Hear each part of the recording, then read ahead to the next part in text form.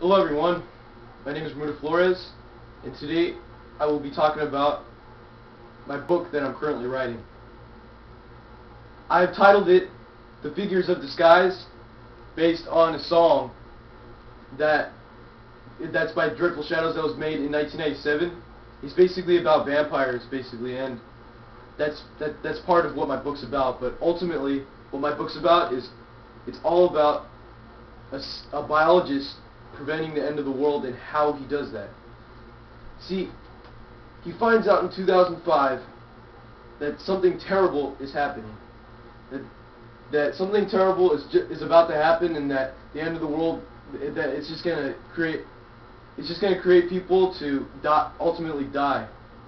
Like, something in the respiratory system it'll kick in, and then about maybe a year later, everyone's going to have this health problem, and they're all going to die. He finds out something's wrong in the environment, but he's the only one who knows. Everyone thinks he's crazy, but so that's why he moves to New York about like a month after he discovers it. His fiance, her name's Brenda. She totally doesn't believe him, and she's like, "What the hell? You're crazy. How can you think this?" And then he's like, "I must do this." And then he moves to New York, and she totally like fucks him up and everything. Everyone fucks him up, and he's basically like by himself ever since then. He has to find a way to create a substance that goes through the respiratory system, so that kind of waste that the people get in, that it'll just die. There's also another way that he doesn't know, because the actual thing that puts into the respiratory system, there's a plant underground that this gang member, these sick people, they're making, and that's what they're trying to do. They're trying to end the world because of this plant that they're creating underground. But he doesn't know that. The biologist does not know that there's a plant underground, and you don't discover that in the book until like pages later, that there's a plant. But you see, that group that's trying to end the world is totally enemies with this vampire dude, and he's basically trying to destroy them. And they've been like going against each other for years.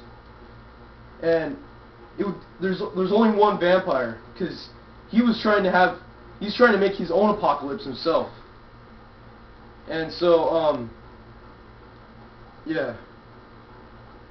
And basically, like, when I first talk about in the book, I first talk about that he's in New York, the biologist, and he has to do a bunch of different things.